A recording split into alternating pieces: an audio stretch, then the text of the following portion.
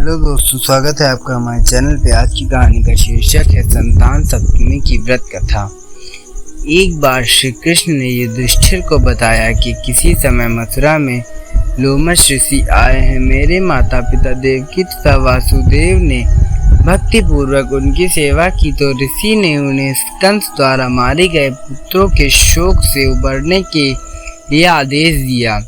हे देवकी, कंस ने तुम्हारे कई पुत्र को पैदा होते ही मारकर तुम्हें पुत्र शोक दिया है। इस दुख को मुक्त होने के लिए तुम संतान सप्तमी का व्रत करो। राजा नहुष की रानी चंद्रमुखी ने भी यह व्रत किया था, तब उसके भी पुत्र नहीं मरे। यह व्रत तुम्हें भी पुत्र शोक से मुक्त करेगा। देवकी ने पूछा, हे देव, मुझे व्रत का पूरा विधि विधान बताने की कृपा करें ताकि मैं विधि पूर्वक व्रत संपन्न करूं। लोमश ऋषि ने उन्हें व्रत का पूजन विधान बताकर व्रत कथा भी बताई। न्यूस अयोध्यापुरी की प्रतापी राजा था। उसकी पत्नी का नाम चंद्रमुखी था। उसके राज्य में ही एक विष्णुदत्त नामक एक ब्राह्मण रहता था। उसकी पत्नी का नाम रूपवती था। रानी चंद्रमुखी तथा रानी रूपवती के परस्पर घनिष्ठ प्रेम था।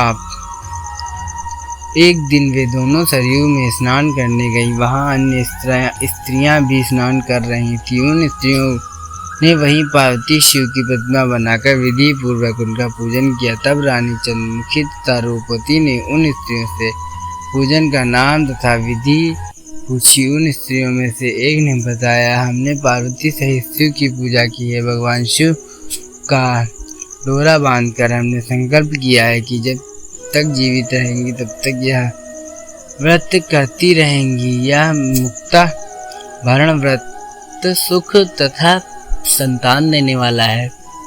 उस व्रत की बात सुनकर उन दोनों सखियों ने भी जीवन प्रयत्न इस व्रत को करने का संकल्प करके शिव जी के नाम डोरा बांध लिया। किंतु घर पहुंचने पर वे संकल्प भूल गईं। फलता मृत्यु के पश्चात रानी बनरी ब्राह्मणी मुर्गी की योनि में पैदा हुई। कालांतर में दोनों पशु योनि छोड़कर पुनः मनुष्य की योनि में आई। चंद्रमुखी मथुरा के राजा पृथ्वीनाथ की रानी बनी तथा रूपवती ने फिर एक ब्राह्मण के घर जन्म लिया। इस जन्म में रानी का नाम ईश्वरी तथा ब्राह्मणी का नाम भूषणा था। भूषणा का विवाह राजपुरोहित अग्निमुख के साथ हुआ। इस जन्म में भी उन दोनों ने बड़ा प्रेम हो गया। व्रत भूलने के कारण ही रानी ने इस जन्म में संतान सुख से वंचित रही। प्रौढ़ावस्था में उसने एक गूंगा तथा बहरा पुत्र जन्मा, मगर वह भी 9 वर्ष होकर मर गया। भूषणा ने व्रत को याद रखा था, इसलिए उसके घर में सुंदर तथा स्वस्थ 8 पुत्र ने जन्म लिया। रानी ईश्वरी के पुत्र शोक की संवेदना के लिए एक दिन भूषणा उससे मिलने गई। उसे देखे ही रानी के मन में राह पैदा हो गई। उसने भूषणा को विदा करके उसके पुत्र को भोजन के लिए बुलाया और भोजन में विष मिला दिया, परंतु भूषणा के व्रत के प्रभाव से उनका बाल विवाह का न हुआ। इससे रानी और भी अधिक क्रोध आ गया। उससे अपने नौकरों को आज्ञा दी कि भूषणा के पुत्रों को पूजा के बहाने यमुना के किनारे ले जाकर गहरे जल में धकेल दिया जाए। किंतु भगवान शिव और माता पार्वती की कृपा से इस बार भूषणा के बालक व्रत के प्रभाव से बच गए।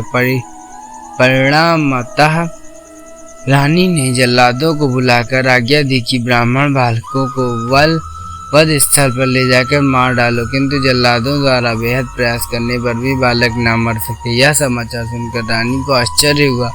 उसने भूषण को बुलाकर सारी बात बताई। फिर क्षमा याचना करके उसने पूछा, किस कारण तुम्हारे बच्चे नहीं मर पाए? भूषणा बोली, क्या आपको पूर्वजन्म की बात स्मरण है? रानी ने आश्चर्य से कहा, नहीं, मुझे तो कुछ याद नहीं। तब उसने कहा, सुनो, पूर्व जन्म में तुम राजा नशुक की रानी थी और मैं तुम्हारी सखी।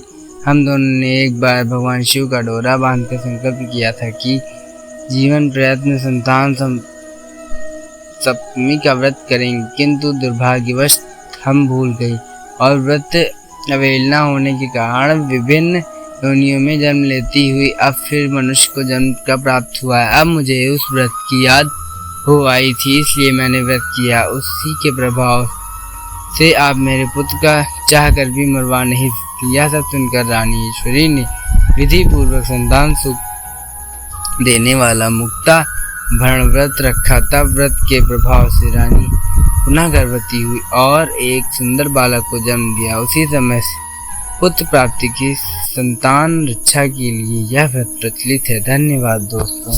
अगर आपको हमारी कहानी अच्छी लगी हो तो कमेंट में बताइएगा और चैनल को सब्सक्राइब करके जाइएगा, लाइक करके जाइएगा। Thank you.